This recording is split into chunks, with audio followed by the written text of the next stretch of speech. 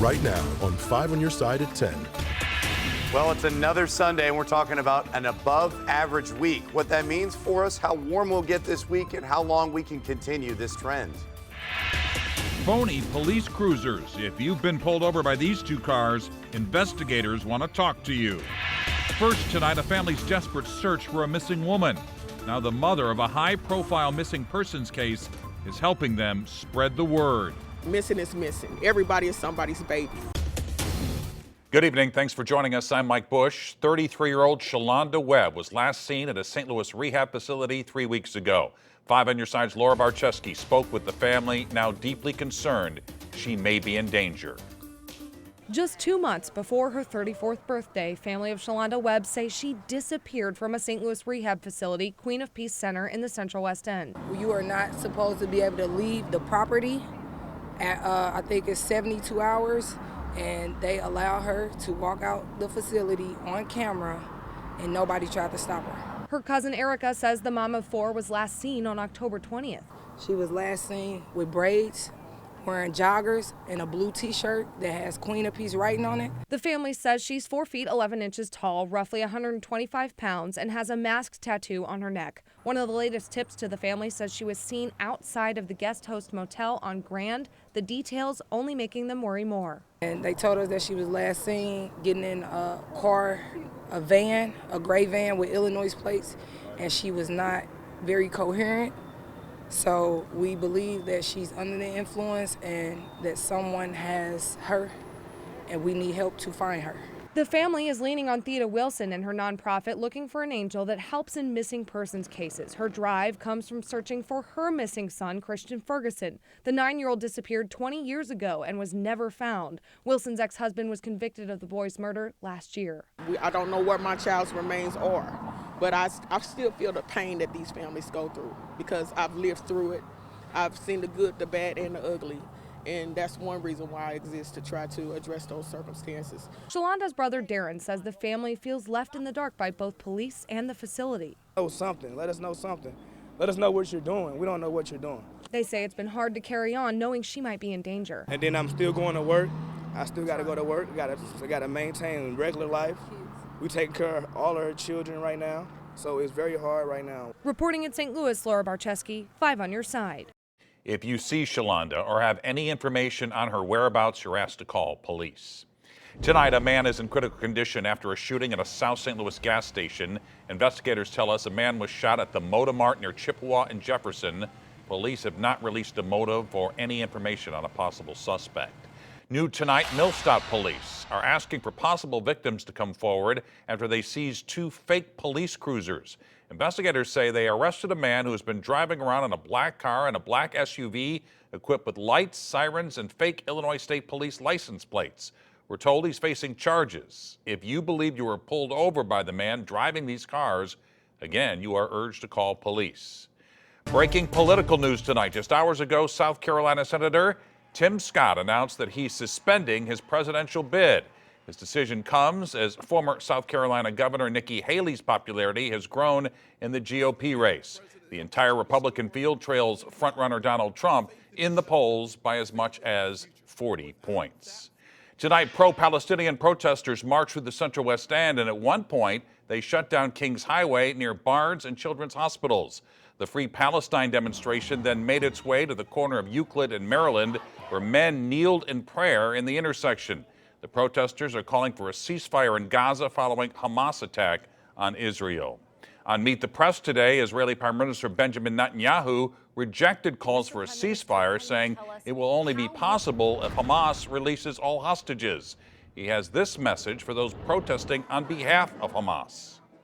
You're protesting for sheer evil. There are a lot of misguided people out there who don't know the facts.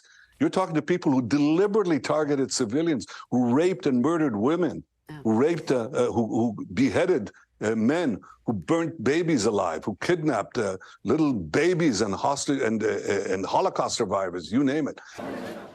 His comments come after Israel agreed to 4-hour humanitarian pauses in Gaza. Netanyahu says the goal is to eradicate Hamas with as few civilian casualties as possible. A live look at the U.S. Capitol tonight. The clock is ticking towards another government shutdown. Congress has 5 days to pass a new spending plan. New House Speaker Mike Johnson has unveiled a two-part plan that doesn't include funding for Israel and spending cuts some Republicans are calling for. The White House is slamming the proposal, citing opposition from both parties. A St. Louis entrepreneur is using her new shop to help teach teens and young adults on how to go into business. Candace Dorsey opened the doors at 220 Eye Candy Beauty Bar on Manchester and South City yesterday. She's combining her business with her outreach ministry to offer teens training on opening their own spa. I just want to make sure they could take away something that could help them for the years to come. 10% of sales are donated to fund the program. Dorsey plans to open a bigger space in Hazelwood to offer more classes. Tonight, Oscar buzz is already starting, and it's happening here in St. Louis. 5 on Your Side's Andy Crowell takes us to the St. Louis International Film Festival, where the spotlight is on finding solutions for racism. This is what you get. You get a buildup. It's just a habitat for a lot of unwanted creatures. Rats, rodents, snakes. I can't cut the trees because it's not my problem. To Los Angeles-based co-director Sarah Newens. Racist Trees is about a historically black neighborhood in Palm Springs that has been excluded from the rest of what's known as like a very affluent city in California by a row of 60-foot tamarisk trees, which form this barrier and really depress property values and just, kind of segregate this historically black neighborhood from the rest of the city. With more than 275 films shown at the St. Louis International Film Festival, there are still 9 this upcoming week that are part of the Race in America program. Knowing some of the history here, I was really excited to show it to a community, to the audience here as well, to see if, certain things might resonate. In addition to the documentary Racist Trees, which unpacks the segregation in real estate in Palm Springs, local St. Louis filmmakers are hoping that their work here at the St. Louis International Film Festival will provide a helpful backdrop to identify problems and possible solutions surrounding race. Since the death of Michael Brown, there has been a needed attention to black film and screening them and making them, but there's been a lot of the films that you see are really focused on trauma, and we wanted to change the focus to people making change and heroic stories. In fact, East St. Louis native Reginald Hudlin, who is an Oscar and Emmy-nominated director and producer, will receive a SLIF Lifetime Achievement Award on Sunday, November 19th. Reporting at Washington University, Andy Crowell, 5 on Your Side. About 250 attendees have come to the St. Louis International Film Festival so far. It runs through next Sunday with screenings at the Alamo Drafthouse, Webster University, and the High Point Backlot Theater. The teen yodeling sensation from Foley, Missouri will be back on NBC's The Voice tomorrow night. 16-year-old Ruby Lee is set to perform in the 3-way knockout round. The winner moves on to the playoffs. You can watch Ruby tomorrow night at 7 right here on 5 on Your Side. A living legacy. His fear is that people have just forgotten. Tonight, a Metro East veteran from the greatest generation shares his remarkable stories so we don't forget. Shutterfly settlement or scam? You may have received an email saying you're owed a refund. Tonight, we verify if it's legit. Dry conditions continue, but we're starting to creep into that moderate, even severe drought. What that means for the rest of the week, and if we'll find any rain chances over the next 10 days. Tonight, a special edition of Sports Plus, where soccer calls home. Vintage video of everybody famous who's played here from Pele to Klaus. Mr. Soccer, Bill McDermott, narrates our opening.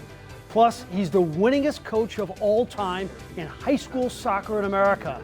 Now Terry Mickler is spending his time in rehab at the Gatesworth. How traumatic was it losing the leg? I've accepted it. I accepted it right from the beginning. In the very first moment, it's not what I wanted for sure. But if the situation was that severe, you don't really have a choice. Plus a story about a single phone call that changed the course of soccer in our town forever. See you in 20 minutes for Sports Plus.